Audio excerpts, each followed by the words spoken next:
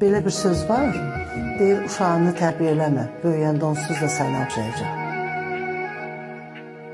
Yəni yaşadığın həyatı elə yaşamalısan ki, o evlatlarına bir dərs olsun.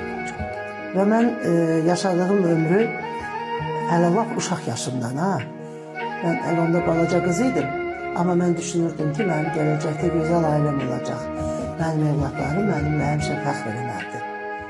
Və heç kəsin yanında mənə görə utanmamalıdır. Və mən buna nail olmuşam. Çox şükür edirəm Allah'ıma. Heç kimin həyatına ziyan vurmamışam. Heç kimin həyatıyla oynamamışam.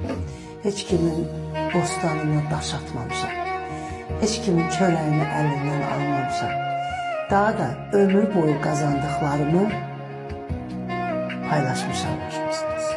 Allah özü belə paylaşmağı sevəndir.